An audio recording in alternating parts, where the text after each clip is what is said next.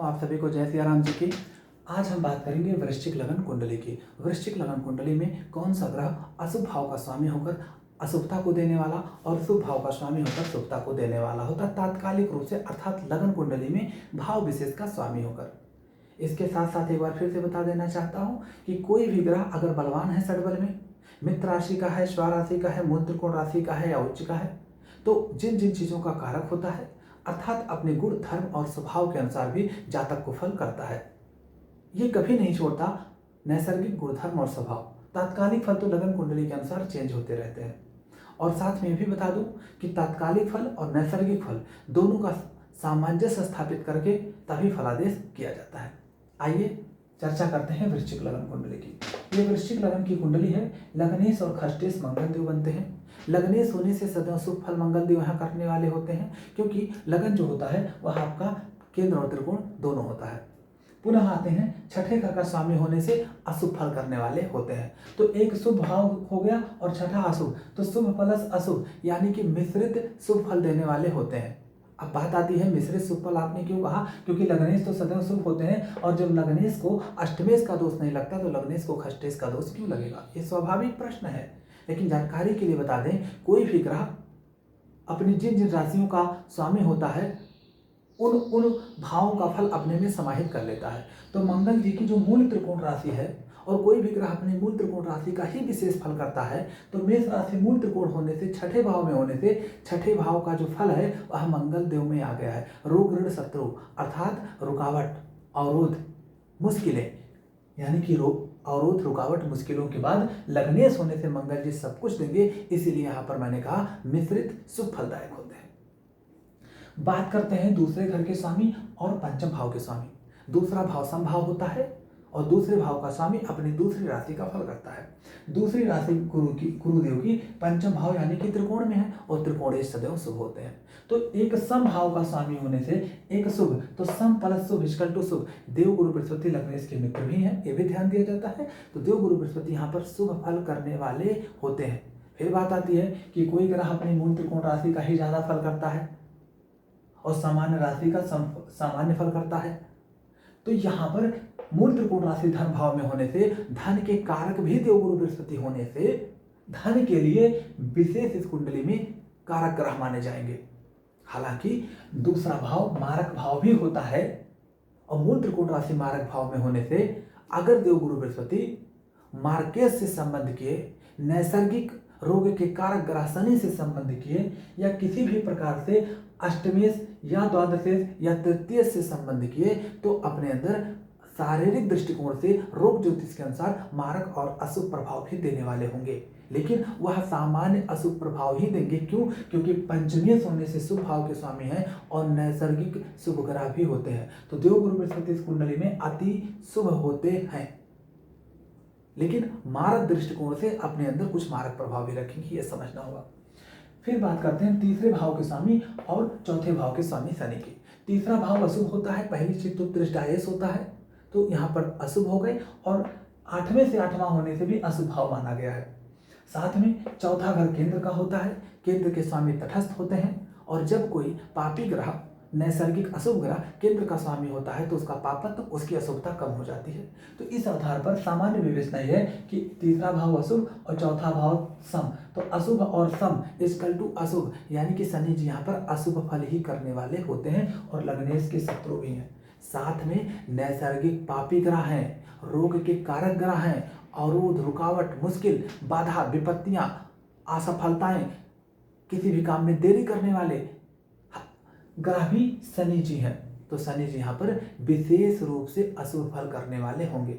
लेकिन फिर वही चीज बता दूं, अगर शनि जी, विवेचना तो आगे हम करेंगे, बता देते हैं जानकारी के लिए, अगर कोई ग्रह स्वाग्रही हो जाए, मित्र के घर का हो जाए, तो वहां पर वह शुभ फल ही करता है। कम से कम नैसर्गिक गुण धर्म और स्वभाव का तो शुभ फल करेगा ही करेगा, भाव को भी सुधार देता है। लेकिन किस रूप में? मात्र आर्थिक दृष्टिकोण से। रोग ज्योतिष के अनुसार कोई कंप्रोमाइज नहीं होगा, क्योंकि शनि जी रोग के कारक है, 6, 8, 12 के कारक होते हैं। छठे घर से रोग, 8वें घर से बड़ी बीमारी देखते हैं, तो रोग के कारक शनि जी को कहा गया है। और साथ में 8वें से 8वां तीसरे का भी स्वामी होने से यहाँ पर रोग विशेष को देने वाले होते हैं, अर्थात शारीरिक दृष्टिकोण से ये अच्छे नहीं होते हैं। फिर हम बात करेंगे सप्तम भाव के स्वामी और 12वें घर के स्वामी आपके शुक्रदेव बनते हैं। अब आप विवेचना ऐसे करेंगे कि शुक्रदेव यहाँ पर शुभ फल करेंगे कि अशुभ। देखिएगा, सप्तम भाव तटस्थ भाव होता है, तो यहाँ पर सम हो गए। लेकिन जब कोई ग्रह केंद्र का स्वामी होता है तो उसकी शुभता कम हो जाती है। इसका मतलब है नहीं कि अशुभ हो गया, नहीं, उसकी शुभता कम हो जाती है। और 12वां भाव तो त्रिक भाव होता है, तो त्रिक भाव अशुभ है और ये सम है, तो अशुभ प्लस सम इक्वल टू अशुभ होते हैं। ये बेसिक नियम हो गया। फिर आप कहेंगे कि 12वें घर का स्वामी तो अपनी दूसरी राशि का फल करेगा, तो यहाँ पर सप्तम का विशेष फल करेंगे। बता दें कि शुक्र शुभ ग्रह होने से इनकी शुभता कमजोर पड़ गई है, और सप्तम भाव मारक भाव भी होने से और 12वां भाव भी त्रिक होने से यहाँ पर शुक्रदेव विशेष रूप से अशुभ फल करने वाले और मारक फल करने वाले होते हैं, यानी कि प्रबल मार्केश भी बनते हैं। एक और चीज आपको बता दें, जब भी कोई ग्रह सप्तमेश होने के साथ साथ द्वादशेश भी होता है तो 100% अशुभ फल ही करने वाला होता है। लेकिन शुक्रदेव एक नैसर्गिक शुभ ग्रह है, ध्यान रखिएगा। यहाँ पर इनमें इतनी क्षमता नहीं कि कुंडली में किसी दुर्योग की अशुभता को कम कर सके, ये क्षमता तो इनमें नहीं है, क्योंकि त्रिक भाव और मारक भाव दोनों के स्वामी हो गए हैं। रोग ज्योतिष के अनुसार तो अशुभ फल ही करेंगे।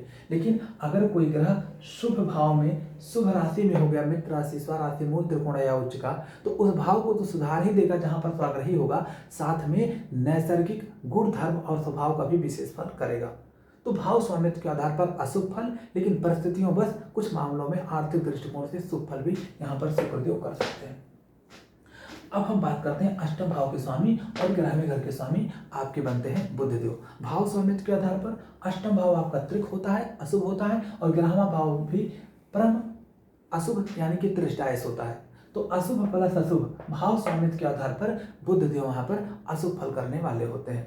कोई भी ग्रह अपनी मूल त्रिकोण राशि का विशेष फल करता है। मूल त्रिकोण राशि एकादश भाव में होने से यहाँ पर एकादश भाव का ही विशेष फल करेंगे, साथ में अष्टम का फल समाहित करके।